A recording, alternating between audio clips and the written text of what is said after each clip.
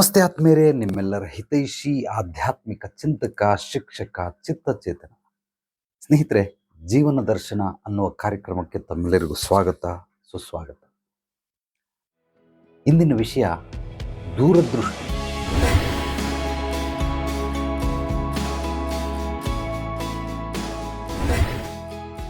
ಸಾಕಷ್ಟು ಜನ ದೂರದೃಷ್ಟಿ ಅಂದರೆ ಈಗ ಆತನಿಗೆ ಒಂದು 50 ವರ್ಷ ಇದ್ದರೆ ಒಂದು 60 ವರ್ಷದಲ್ಲಿ 70 ವರ್ಷದಲ್ಲಿ ನನ್ನ ದೃಷ್ಟಿಕೋನ ಹೇಗಿರುತ್ತೆ ಅಂತ ತಿಳ್ಕೊಂಡಿದ್ದಾರೆ. ಅದು ಕೂಡ ದೂರದೃಷ್ಟಿನೇ.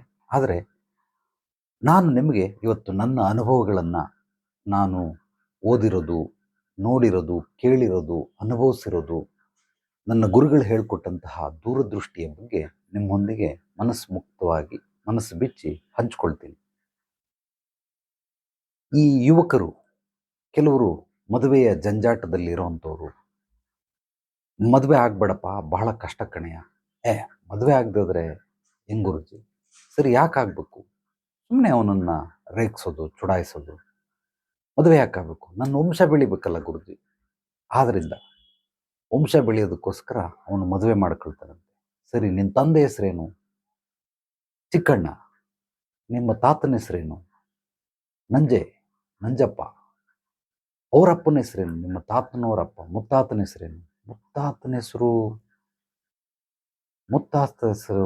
ಏನೋ ನನಗಷ್ಟು ಐಡಿಯಾ ಇಲ್ಲ. ಏನಿರಬಹುದು, ಹೋಗ್ಲಿ. ಏನೋ ನಂಜಪ್ಪ, ತಿಮ್ಮಣ್ಣ, ಹಾಗೆ ಹೀಗೆ ಅಂತ ಅನ್ಕೊಂಡಿರ್ತಾರೆ ಆಗಿನ ಕಾಲದಲ್ಲೆಲ್ಲ. ಅದಿರಬಹುದು ಅಂತ.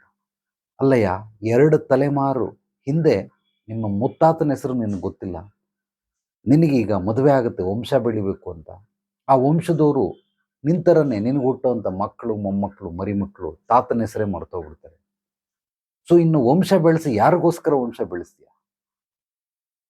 ಗೊತ್ತಿಲ್ಲ. ಈಗ ನೀವಿರೋಂತಹ ಮನೆಗಳು ಸ್ವಂತ ಮನೆಗಳು ಅಂತ ಅನ್ಕೊಳ್ಳಿ, ಬಂಗಲೆ, ಅಪಾರ್ಟ್ಮೆಂಟು, ಏನು ಬೇಕಾದ್ರೂ ತಿಳ್ಕೊಳ್ಳಿ. ಈಗ 2024ನೇ ಇಸ್ವಿ, 2124ನೇ ಇಸ್ವಿಲಿ ನಾವು ಯಾರು ಇರೋದಿಲ್ಲೋ ಗೊತ್ತಿಲ್ಲ. ಎಲ್ಲ ತೀರೋಗ್ಬಿಟ್ಟಿರ್ತೀರಿ, ಸತ್ತೋಗಿರ್ತೀರಿ. ಆಗ ನಮ್ಮ ಮನೆ ಯಾರೋ ಅಪರಿಚಿತರ ಮನೆಗಳಾಗ್ಬಿಟ್ಟಿರ್ತವೆ. ಆ ಮನೆಗಳನ್ನೆಲ್ಲ ಕೆಡವಿ ಬೇರೆ ಏನೋ ಅಲ್ಲಿ ಕಟ್ಟಿಬಿಟ್ಟಿರ್ತಾರೆ. ಈಗ ನಾನು ನನ್ನ ಸೈಟು, ನನ್ನ ಮನೆ, ನನ್ನ ಹೆಂಡತಿ, ನನ್ನ ಮಕ್ಕಳು, ನನ್ನ ಕೆಲಸ, ನನ್ನ ಗೌರವ, ನನ್ನ ಸ್ಥಾನಮಾನ, ಮಾನ, ಮರ್ಯಾದೆ, ಈ ರೀತಿ ಎಲ್ಲ ಹೇಳ್ತಾ ಇರುವಂತಹ ವ್ಯಕ್ತಿಗಳು 2124ನೇ ಇಸ್ವಿಯಲ್ಲಿ ಅವ್ರು ಯಾರು ಇರೋದೇ ಇಲ್ಲ. ಅವರು ಕಟ್ಟಿದಂತಹ EMI 10 ವರ್ಷ 20 ವರ್ಷ ಕಷ್ಟಪಟ್ಟು ಜೀವನ ಪರ್ಯಂತ ದುಡಿದು ಚೆನ್ನಾಗಿ ರಕ್ತವನ್ನು ಬಸ್ತು ಬೆವರರಿಸಿ ರಾತ್ರಿ ಹಗಲನ್ನದೇ ಕಣ್ಣಿಗೆ ಎಣ್ಣೆ ಬಿಟ್ಕೊಂಡು ನೀರು ಬಿಟ್ಕೊಂಡು EMI ಕಟ್ಟು ದುಡಿದು ಕಷ್ಟಪಟ್ಟು ಮಾಡಿದ್ರು. ಈಗ 100 ವರ್ಷಗಳ ನಂತರ ಯಾರದೂ ಇಲ್ಲ. ಅದು ನಮ್ಮದು ಯಾವುದೂ ಅಲ್ಲ, ಬೇರೆ ಯಾರೋ ಬಂದಿರ್ತಾರೆ.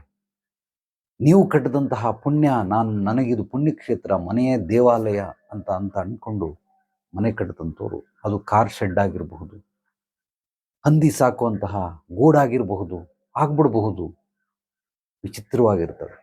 ಇದನ್ನ ನಾವು ಹುಟ್ಟಿದವರೆಲ್ಲರೂ ಕೂಡ ಒಂದಲ್ಲ ಒಂದು ದಿವಸ ಸತ್ತೇ ಸಾಯ್ತಾರೆ. ಆದರೆ ಆ ಸಾವು ಬರೋಗಂಟ ಮಧ್ಯದಲ್ಲಿ ಏನಿದೆ ಈ ಬದುಕು, ಅಥವಾ ನಮಗೆ ಬೇಕಾದಂತಹ ಜೀವನವನ್ನು ರೂಪಿಸ್ಕೊಳ್ಳೋದು, ನಿರ್ಮಿಸ್ಕೊಳ್ಳೋದು, ಸೃಷ್ಟಿಸ್ಕೊಳ್ಳೋದು, ಇದೆಲ್ಲವೂ ಕೂಡ ಒಂದು ದಿವಸ ನಾವು ಸಾಯೋದಕ್ಕೋಸ್ಕರ ಮಾಡ್ತೀವಿ. ಆದ್ದರಿಂದ ಏನೋ ಶಾಶ್ವತವಾಗಿ ನಾವು ಭೂಮಿಯಲ್ಲೇ 1,000, 2,000, 3,000 ವರ್ಷಗಳೇನಾದರೂ ಬದುಕಿದರೆ ಆಗ ನೀವು ಮಾಡೋದ್ರಲ್ಲಿ ಅರ್ಥ ಇದೆ. ಒಬ್ಬ ನಮ್ಮ ತಂದೆ, ಈಗ 95 ವರ್ಷ ನಮ್ಮ ತಂದೆಗೆ.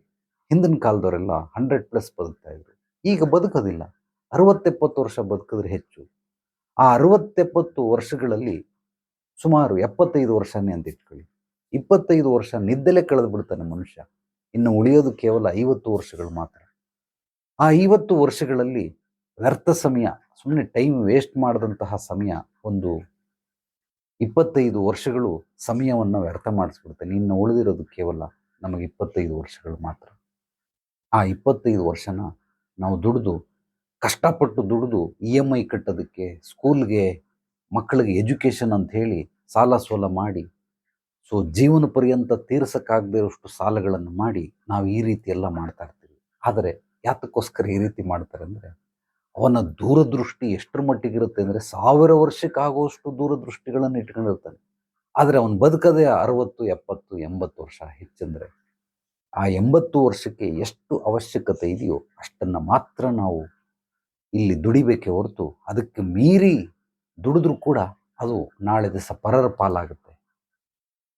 ಈ ನಮಗೆ ಎರಡೂ ಕೈಗಳನ್ನು ಕೊಟ್ಟಂಥವರು ಇದನ್ನು ಬೊಗಸೆ ನೀರು ಅಂತ ಕರೀತಾರೆ. ಅಂದರೆ ನಾವು ನದಿಯಲ್ಲಿ ಬೊಗಸೆ ನೀರು ಎತ್ಕೊಂಡು ಕುಡಿತೀವಿ. ಇಷ್ಟೇ ನಮ್ಮ ಪಾಲಿಗೆ ದಕ್ಕಿದ್ದು. ಇದನ್ನು ಚೆನ್ನಾಗಿ ಅರ್ಥ ಮಾಡ್ಕೊಳ್ಳಿ. ನಮ್ಮ ಬೊಗಸೆ ಇಷ್ಟೇ ಇರೋದು. ನೀವು ಎಷ್ಟೇ ದುಡಿದ್ರು, ಏನೇ ಮಾಡಿದ್ರು, ಎಂಥ ಅವಾರ್ಡ್ಗಳನ್ನು ತಗೊಂಡ್ರು ಕೂಡ ದೂರದೃಷ್ಟಿ ನಿಮ್ಮ ಯಾವ ರೀತಿ ಇರಬೇಕು ಅಂತಂದರೆ ಈ ರೀತಿ ನಿಮ್ಮ ದೂರದೃಷ್ಟಿಗಳಿರಬೇಕು. ಆದ್ದರಿಂದ ಹೆಚ್ಚಾಗಿ ಅಗತ್ಯತೆಗೆ ಮೀರಿ ನಾವು ಮಾಡೋವಂಥದ್ರಲ್ಲಿ ಅರ್ಥ ಇಲ್ಲ. ಇದನ್ನು ದೂರದೃಷ್ಟಿ ಅಂತ ಕರೀತಾರೆ. ನನ್ನ ಅನುಭವದ ಮಾತುಗಳನ್ನು ನಿಮ್ಮೊಂದಿಗೆ ಹೇಳ್ಕೊಂಡಿದ್ದೀನಿ. ನನ್ನ ಗುರುಗಳು ಕಲಿಸಿಕೊಟ್ಟಂತಹ ಜೀವನದ ಅಧ್ಯಯನ, ಜೀವನ ದರ್ಶನ, ಜೀವನ ಯೋಗವನ್ನು ನಾನು ನಿಮ್ಮೊಂದಿಗೆ ದಿನನಿತ್ಯ ಈ ಜೀವನ ದರ್ಶನ ಕಾರ್ಯಕ್ರಮದಲ್ಲಿ ಹಂಚ್ಕೊಳ್ತಾ ಇರ್ತೀನಿ. ನೀವು ಕೇಳುವಂತಹ ಎಲ್ಲ ಪ್ರಶ್ನೆಗಳಿಗೆ ದಿನಕ್ಕೊಂದು ವಿಷಯವಾಗಿ ಅದನ್ನು ರೂಪಾಂತರಣಗೊಳಿಸಿ ಆ ಒಂದು ವಿಷಯಗಳನ್ನೆಲ್ಲ ಸಂಕ್ಷಿಪ್ತವಾಗಿ ನಿಮಗೆ ತಿಳಿಸ್ತಾ ಬರ್ತಾ ಇರ್ತೀನಿ. ಯಾರಿಗೆ ಯಾವುದೇ ರೀತಿ ಪ್ರಶ್ನೆಗಳಿದ್ದರೂ ನನ್ನ ವಾಟ್ಸಪ್ ನಂಬರ್ಗೆ ವಾಯ್ಸ್ ಮೆಸೇಜ್ ಕಳಿಸಿ ಅಥವಾ ಕಾಮೆಂಟ್ ಮಾಡಿ. ಮೊಟ್ಟ ಮೊದಲನೇ ಬಾರಿ ನಮ್ಮ ಚಾನಲನ್ನು ನೋಡ್ತಾ ಇದ್ದರೆ ಸಬ್ಸ್ಕ್ರೈಬ್ ಮಾಡಿ, ಲೈಕ್ ಮಾಡಿ. ಸೊ ಈ ವಿಡಿಯೋವನ್ನು ನಿಮ್ಮೆಲ್ಲ ಸ್ನೇಹಿತರಿಗೆ, ಆತ್ಮೀಯರಿಗೆ ತಪ್ಪದೆ ಮರೆಯದೆ ಶೇರ್ ಮಾಡಿ. ಯಾರಿಗೆ ಯಾವುದೇ ರೀತಿ ಸಮಸ್ಯೆಗಳಿರಲಿ, ತೊಂದರೆಗಳಿರಲಿ, ಕಷ್ಟಗಳಿರಲಿ, ನೇರವಾಗಿ ಬಂದು ಭೇಟಿ ಮಾಡಿ ನಿಮ್ಮ ಪೂರ್ವಾಪರಗಳನ್ನು ಕೂಲಂಕುಷವಾಗಿ ಪರಿಶೀಲನೆ ಮಾಡಿ ಸಂಕ್ಷಿಪ್ತವಾಗಿ ನಿಮ್ಮ ಸಮಸ್ಯೆಗೆ ಪರಿಹಾರಗಳನ್ನು ತಿಳಿಸಿ ಮುಂದಿನ ಭವಿಷ್ಯದಲ್ಲಿ ನಿಮಗೆ ಉತ್ತಮವಾದ ಮಾರ್ಗದರ್ಶನ, ಬೆಂಬಲ ನಿರಂತರವಾಗಿ ಸಿಗೋದಕ್ಕೆ ನೇರವಾಗಿ ಬಂದು ಭೇಟಿ ಮಾಡಬಹುದು, ಸಂಪರ್ಕಿಸಬಹುದು. ನಾವು ಎಲ್ರಿಗೂ ಒಳ್ಳೆಯದಾಗಲಿ. ನಾಳೆ ಮತ್ತೆ ಭೇಟಿಯಾಗೋಣ ಮತ್ತಷ್ಟು ಸತ್ವಭರಿತ ವಿಚಾರಗಳೊಂದಿಗೆ. ಎಲ್ಲರೊಳಗಡಗಿರುವ ಭಗವಂತನಿಗೆ ನನ್ನ ಭಕ್ತಿಪೂರ್ವ ಪ್ರಣಾಮಗಳು. ಸರ್ವೇ ಜನೋ ಸುಖಿನೋ ಭವಂತು.